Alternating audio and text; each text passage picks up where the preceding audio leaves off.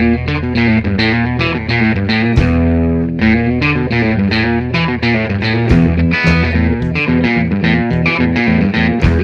a todos e benvidos un día máis a Cotío. Como xa sabedes, o noso espazo de entrevistas en Badal Televisión. Hoxe temos a primeira entrevista deste ano 2021 e contamos co alcalde do Carballiño, Francisco Fumega, para facer un pouco un balance de como foi o pasado ano. Sabemos que non foi un ano fácil. Falaremos tamén dos proxectos cos que se iniciará este ano. Esperemos que sexa un pouco mellor que o ano pasado, non, Paco? Bueno, esperemos que sí, e eu polo menos teño a esperanza de que así sexa. Sabemos que o ano pasado foi un ano complicado, excusamos decir que vivimos unha situación difícil para todos. Aínda así, no ámbito municipal, non sei que valoración farías, como resumirías ese ano en canto a proxectos ou a cousas que realmente se puderon facer? Bueno, foi un ano no que houve unha inversión importante, perto de 1 millón de euros, basicamente. Hubo un evenco grande de actuacións, todo o que é a zona do parque, todo o que é a zona de Arcos, moitas actuacións no rural, pois os faltaba hasta Paciño, dende Modelos, na zona de Batalla xa está tamén para rematar, as piscinas, o pabellón, moita obra. Foi un ano que veu marcado basicamente despois, a partir de marzo, polo Covid. Supuxo un esforzo importante para o Concello, dende o punto de vista orzamentario, porque un orzamento que estaba diseñado prácticamente fulminalo e adaptalo á nova realidade. Esa nova realidade, foi a gastos que non estaban previstos en equipos, en EPIs, en mascarillas e tamén nas líneas de axuda para darlle ao comercio, tanto nas axudas directas como no que é as tarxetas, o bono de compra no comercio local. E basicamente, xa digo, un ano que veu moi marcado por esa nova realidade. Cerramos un capítulo, imagino que obxectivos marcados sí que había, que algúns deles inevitablemente quedaron sen cumplir, non? Non, prácticamente cumplirse ao 100% o que estaba orzamentado, igual que se vai a cumplir neste ano 21. Evidentemente son cousas distintas, hai unha línea marcada, hai unha serie de proxectos que trátase de tramitalos, axudicalos e polos en marcha, e despois hai unha realidade paralela que é moi voluble. É dicir, pensade que pasamos de 9 casos a 180 prácticamente en 2 semanas, que foi unha situación explosiva, e neste momento, estamos un pouco iniciando o ano tamén con certos temores e certa preocupación polo que vemos no contexto xeral. Xa non é un tema, aí si é un pouco de suerte que lle toca a Carballiño, que lle poda tocar a Beariz, que lle poda tocar a Cea polas residencias. É verdade que neste momento hoxe están vacinando na residencia de Dacón, na residencia no asilo do Carballiño, xa están vacinadas outras, co cal, polo menos un grupo de risco importante, sobre todo desde o punto de vista de mortalidade, e eu creo que foi o gran maltratado pola primeira vaga, ter esa tranquilidade de que ese grupo queda xa exento deses riscos e vai a permitir, centrar máis a loita contra o COVID noutros grupos. É verdade que cada vez o número de contaxios descendeu dun xeito notable desde o punto de vista de idade, cada vez hai máis xóvenes que contaxiados, e xa digo, o panorama é preocupante a nivel europeo, a nivel do conxunto de España. É verdade que Galicia é das comunidades que mellor estamos, e dentro de Galicia, non somos os, están moito peor neste momento, xa digo, a costa que o interior, pero, en calquer momento está aí o problema. Falando precisamente deste tema, imagino que é unha pregunta un pouco máis complicada e persoal. Foi un ano diferente para todos. Como alcalde, non sei se supuxo unha maior responsabilidade persoal. Imagino que serían momentos nos que estaba un pouco máis preocupado que de costume, non? Podemos dicir. Foi unha preocupación. Hai que lembrar, como ao principio, que non había nin mascarillas, nin había equipos de protección individual, prácticamente non había nada. Nos as primeiras mascarillas pois comprámoslas a 2 euros cada unha, Sí. hasta 0,60 que están agora, ou 0,30 Sí. incluso que se están comprando, e o problema non era xa pagalas a 2 euros, o problema é que non tiñan mascarillas pois para darlle ás mulleres que atendían as persoas nas casas, que tiñan que levar os equipos, a policía, bueno, os corpos básicos que naquel momento estaban implicados na primeira línea de frente e os que lle quero reconocer ese traballo que fixeron de maneira impecable. Entonces, bueno, había aí preocupacións que sobrepasaban a buscabas en todos os sitios. Sí. Eu creo que trouxemos mascarillas pois, de 1000 sitios, de 1000 fábricas e de 1000 lugares. Despois xa se foi normalizando a cousa e tamén foi baixando un pouco a incidencia. É verdad que na primeira vaga realmente non sabemos os contagios que houve no Carballiño, non se fixeron PCRs, non se fixo ningún tipo de proba, e, bueno, pois é difícil avaliala. É moito máis fácil pois avaliar a segunda e a terceira. Dende o 9 de setembro temos registros diarios dos casos que acumulados e do número de casos por día, co cal, bueno, pois vemos unha curva, unha campana moi importante e o que costa baixar. A xente tense que lembrar que prácticamente subimos en semana e media, pero levamos dende novembro ata xaneiro para baixar, chegamos a baixar a 6 e xa volve a notarse a curva da terceira vaga que nos levou a 15 no día de onte. Sí.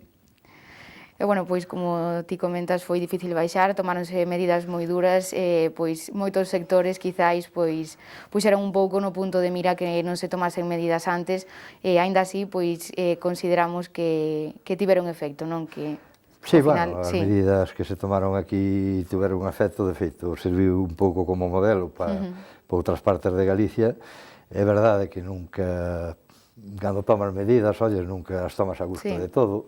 O parque infantil, bueno, pois, eu que sei, o que falamos cos pais, é que a maioría dos pais, olles, están por que non se abriran. É verdade que tamén é necesario e tamén o recomendo unha parte das autoridades sanitarias que os rapaces teñen que xogar, teñen que estar ao aire libre. No Carballiño, por sorte, temos un gran parque e hai espacios para estar ao aire libre. E xa digo, bueno, pois a ver como vai evolucionar estes 10 días, 15, que son claves para determinar, pensa que hoxe empezarás a notar o que foi a cea de Noiteboa e ata o día 10, 11, ata a semana que ven, notarase o que é fin de ano. Entonces, bueno, en función deso, eu creo que se mantuveramos esta tónica, pois xa poderíamos empezar a relaxar, porque é verdade que neste momento non é como no verao, que había moita xente de fora, había moito turista, había moita mobilidade na poboación. É verdade que neste momento a mobilidade é moito máis restringida e estamos estudiando pois a posibilidade de poderos abrir canto antes.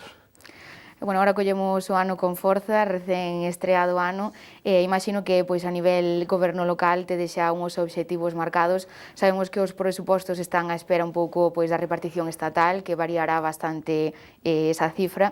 Non sei se pois quitado eso xa sabemos un pouco cales serán as liñas de xestión deste ano. Sí, a estrutura do orzamento, bueno, pois vai ser similar ao do ano pasado.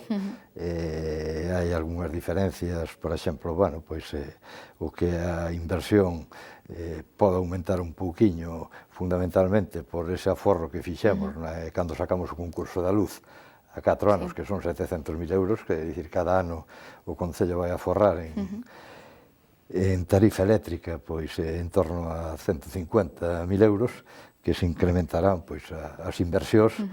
E tamén é verdade que hai gastos novos, como pode ser o servicio de asistencia no fogar, que o Concello tiña orzamentado en 500.000 euros e este ano pois pasa a 950.000 polo aumento de horas. E atención, é verdade que tamén neste momento eu creo que hai que reforzar esas líneas de servicios sociais, pero hai que pagalas. Ese é o esquema esencial e despois hai un elemento que non é menor, que é o que vai a permitir facer as inversións máis importantes, que é o uso do remanente de tesorería, que neste momento no Concello do Carballiño é de 4 millóns de euros. É verdade que hai que deixar sempre na caixa algo, entonces, bueno, vamos a traballar cun remanente de tesorería de 3 millóns que, digamos, é o que se lle vai engadir a un orzamento que está en torno aos 11 millóns de pesetas, de euros. Co cal, bueno, pois eu creo que vai ser un ano de inversións importantes, vai haber unha liña de inversión dura e potente no rural. Neste momento estáse para adxudicar xa o IDAE, que é o plan de electrificación e de mellora dos alumeados tradicionais nas parroquias de Soane, Arcos, Mesego, Veiga e Señorín. Nesa primeira fase, un proxecto pagado polo Estado que vai a 500.000 euros. Está xa adxudicada o que é a mellora das ribeiras do río Arenteiro, do lavadoiro de Toscaña, que é outra inversión de 600.000 euros, e sobre eso, pois, engadiremoslle os 3 millóns de euros que o Concello do Carballiño vai por de fondos propios. Isto, bueno, eu pa semana, o mércores, teño unha reunión co presidente da Xunta, o día 13, na que, bueno, pois abordaremos cuestións de relevancia importantes para o Carballiño, que serían boas novas para este ano 2021, como pode ser, pois, a reforma do centro de saúde e a súa conversión nun centro integrado de especialidades, ou tamén abordaremos, ás 10 teño reunión co presidente da Xunta, e ás 12 teño unha reunión co presidente de Vivenda e Solo, do IGUS, do Instituto de Vivenda e Solo, para abordar o que é a ampliación do polígono industrial. Serían dúas boas novas para este ano, independentemente desa inversión que xa digo que vamos facer aproveitando os remanentes. Precisamente a do Centro de Saúde pois xa é unha petición que levades facendo moitos anos e que pois por fin parece que consigue a resposta afirmativa, non? Sí, xa hai un acordo transitorio no que é o propio Parlamento entre o Partido Popular e o Partido Socialista, polo que se considera este tema, se pon na mesa, e xa digo, eu creo que a predisposición que vexo no presidente e a preocupación polo tema sanitario, ele é consciente de que é un centro de saúde que ten 30 anos, que se fixo para un momento dado, e que o Carballiño pois é a segunda vila da provincia de Ourense, unha vila en expansión e unha vila que vai a permitir e vai a axudar a reequilibrar a poboación entre a Galicia costeira e a Galicia interior como un lugar de crecemento e de atracción. Eu creo que por eso é importante a aposta por ese aumento do polígono industrial, ese incremento de solo industrial, e tamén pola sanidade e por cuestións de tipo social que van a marcar dun xeito importante os próximos anos. E precisamente pois estes servizos imagino que pois tamén se verán de cara ao próximo ano, como vimos pois no padrón que pois o Carballiño segue afianzando pois ese incremento de poboación ano tras ano, e imagino pois que na mellora de servizos seguirá así, non? Sí, ese é o obxectivo. É verdade que tamén hai unha realidade que se pon de manifesto cando sacas cuestións ou matrículas en escolas ou no que sexa, que limites aos veciños do Carballiño, que eu calculo que hoxe o Carballiño, pois, a día de hoxe ten 12.202 habitantes censados ou empadroados. Eu calculo que a poboación real está en torno aos 15-16.000 habitantes.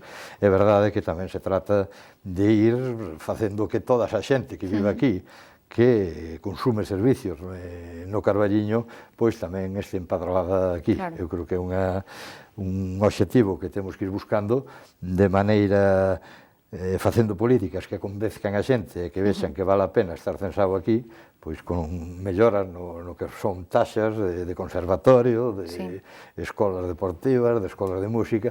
Dicir, é unha política que hai que levala pouco a pouco, pero que está no obxectivo de goberno, seguir afianzando ese crecemento da poboación.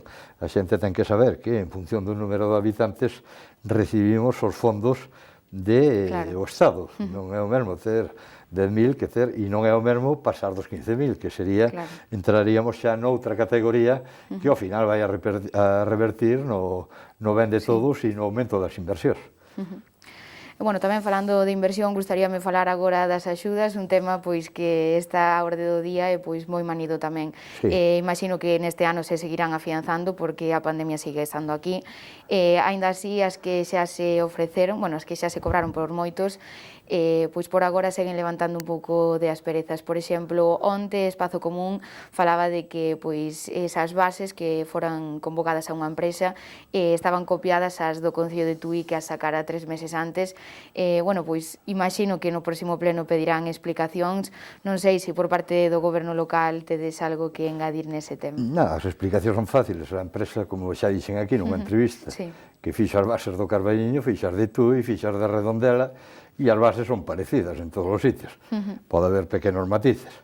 O que é mentira é que cobrara 17.000 euros por facer as bases. Cobrou 17.000 euros por facer as bases, por negociar cos bancos o tema da tarxeta comercio, por asesorar en todo momento o Concello do Carballiño, por ter máis de 10 ou 15 reunións dende marzo ata o día de hoxe, por pôr en marcha os 300.000 euros que se van dar agora para a nova axuda de autónomos e os 150.000 para a nova línea de tarxetas. Eu creo que as tarxetas foron un éxito. Eu creo que o obxectivo que se buscaba era que a xente quedara a mercar aquí. A veces é máis importante que a xente entre nunha tenda e que conozca esa tenda, que a mellor nunca entrou. Igual pasamos 1000 veces por diante do escaparate, e desde ese día que entras, fidelizas, é a ventaxe que ten o comercio de proximidade. Eu creo que, xa digo, é unha boa línea de actuación, e é verdade que hai que aprender destes procesos que son novos. Non digo que non haxa problemas nela, hai un tema que hai cousas que son insalvables, como por exemplo que hai que pagar polo banco, non porque o diga as bases de Carballiño, de Tui, digo as de Tui, as de Carballiño e as de Redondela e as de Bouzas. Por que? Porque a lei estatal exixe que os pagos se xan polo banco. É verdade, bueno, pois agora que os comerciantes, os que non puderan pagar polo banco, de aquí a abril, que salga a próxima línea, teñen para pagar polo banco os 4 meses. Outra cuestión é que o propietario non lle queira cobrar polo banco, co cal xa entraríamos noutro tipo de debates e de cuestións máis difíciles e que teñen máis que ver ca inspección de Facenda e con outras cousas. Entón, eso é unha realidade. O que o negocio teña o domicilio fiscal no Carballiño, eu creo que tamén é normal. É un diñeiro de todos os carballiñeses e non ten ningunha lógica que o teña fora, desde o punto de vista de melloras fiscais. E é un procedimento que se fai pois nunha mañá. Cambiamos o domicilio fiscal dali para aquí. Eu invito a toda a xente que non pudo acceder ás primeiras axudas por este tipo de cuestións a que as corrixa, que veña polo Concello, se ten necesidade de asesoramento. Temos 2 personas máis a empresa que se lle adxudicou desenvolver todo este procedimento para asesoralos, axudalos e, dende logo, o noso interés máximo é que esas axudas cheguen pois a todo o mundo. Si me gustaría destacar que poucos concellos en Galicia, ningún do tamaño do Carballiño, puxo en riba da mesa 800.000 euros de axudas ao sector hosteleiro e comercial. Esa é a realidade. E nesa línea, pois evidentemente vamos seguir e se recollerá nos próximos orzamentos. E, bueno, ahora tamén me gustaría falar de outro tema, quizáis un pouco máis privado, por así decilo. Sabemos que, pois, últimamente xa hai noticias de que, pois, o ático que comparte a Rúa Alameda, que a rúa principal, vai a ser derrubado por parte do seu propietario. Sabemos que, pois, é un proceso judicial aberto e que quizáis non podes compartir información ampliamente, pero, bueno, gustaríanos saber un pouco en que situación se atopa a día de hoxe ese procedimento.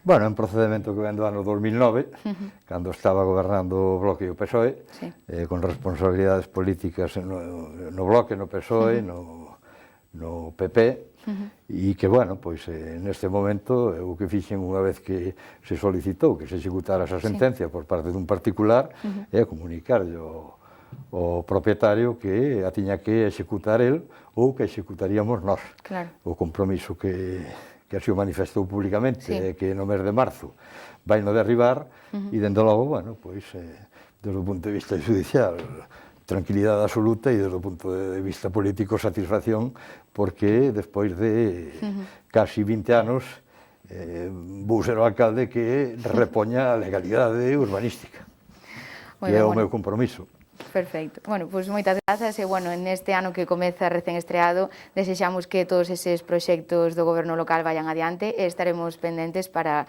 seguilos, por suposto. Bueno, pois eu basicamente pedirlle a todos que estes, bueno, que sempre, mentre dure isto, pero estes 15, 20 días estemos atentos, sigamos con ese compromiso que o 90% da veciñanza do Carballiño tuvo e permitiu baixar esas datas, porque vai a ser moi importante para o Carballiño, para a economía do Carballiño, para o paro, para todo, que cheguemos limpos, polo menos no verán. O meu obxectivo sería chegar en Semana Santa, cun porcentaxe elevado da poboación vacinada, sobre todo aqueles grupos de risco con risco máis elevado, e xa digo, é moi importante porque outro verao pechado, para o Carballiño pode ser letal. Entonces, pídovos a todos un último esforzo e un compromiso para ver se pudéramos ter un verao normal dentro do que pode ser a normalidade que ven por diante. De hoxe en día, sí. Bueno, pois moitas grazas, Paco, e, por suposto, pois trasladaremos esas recomendacións aos nosos espectadores. Gracias a vos. E aos nosos espectadores, moitas grazas por estar con nós e vémonos un día máis en Acotío.